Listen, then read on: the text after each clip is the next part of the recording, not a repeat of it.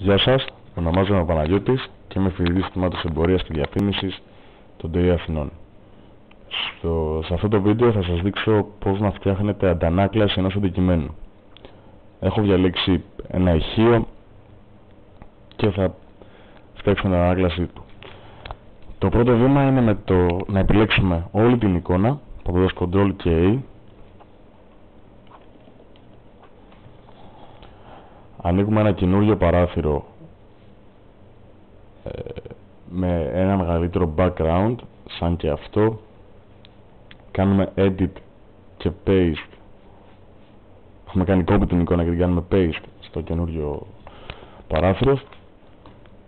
Μεταφέρουμε την εικόνα μας στο layer 1, όπως βλέπετε και κάτω δεξιά, λίγο πιο ψηλά, έτσι να χωρέσει για την ανάκλαση. Επιλέγουμε το background. Βλέπουμε το foreground, είμαστε σίγουροι, είναι μαύρο και το background είναι λευκό. Πηγαίνουμε στο Paint Bucket Tool και στην ουσία ζωγραφίζουμε όλο το background μαύρο. Επιλέγουμε το Layer 1 και χρησιμοποιώντας το Magic Wand Tool επιλέγουμε τη λευκή περιοχή. Πατώντας Delete τη σβήνουμε. Ctrl και D για τη Select της περιοχής που διαλέξαμε. Το επόμενο βήμα είναι να κάνουμε ένα duplicate, στην ουσία να κάνουμε μια κόπια του layer με το ηχείο μας, πατώντας δεξί κλικ στο layer 1 και duplicate layer.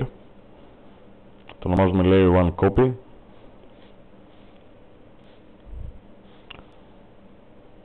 Καθώς είναι πατημένο, πατάμε edit και free transform, πηγαίνουμε στο ύψος και απλά βάζουμε το πρόσημο πλην, έτσι ώστε να γυρίσει ανάποδα. Apply το transformation που κάναμε και το μεταφέρουμε πιο χαμηλά, έτσι να φτιάξουμε το πρώτο κομμάτι της αντανάκλασης. Το επόμενο βήμα είναι, επιλέγοντας το Rectangle Marquee Tool, να επιλέξουμε το μισό ηχείο,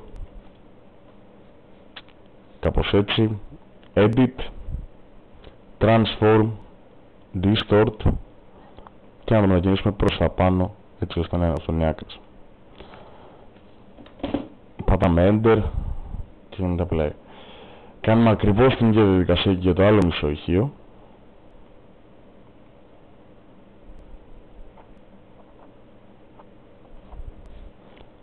Edit, Transform, Distort και προς τα πάνω.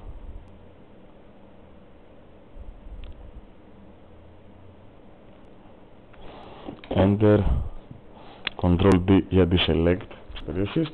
Βέβαια υπάρχει ένα κενό, οπότε επιλέγοντας το Layer 1 Copy και πατώντας Ctrl και το βελάκι προς τα πάνω, μεταφέρουμε το layer λίγο προς τα πάνω, έτσι ώστε να έρθει κοντά, και έχουμε τελειώσει σε ένα επίπεδο την αντανάκλασή μας. Βέβαια θέλουμε να φαίνεται σαν αντανάκλαση και όχι απλά να καθρεφτίζεται το αντικείμενο από κάτω.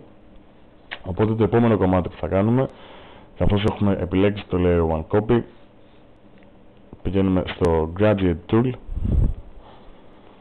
πατάμε διπλό κλικ, κοιτάμε ότι στο Editor το όνομα είναι από Forehand to Background, from Foreground to Background, πατάμε OK και από πάνω από τη μέση, μάλλον από την αρχή της αντανάκλασης του ηχείου προς τα κάτω, το μεταφέρουμε.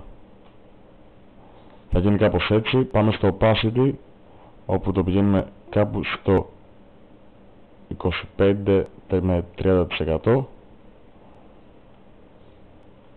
και η αντανάκλασή μας είναι έτοιμη. Ευχαριστώ.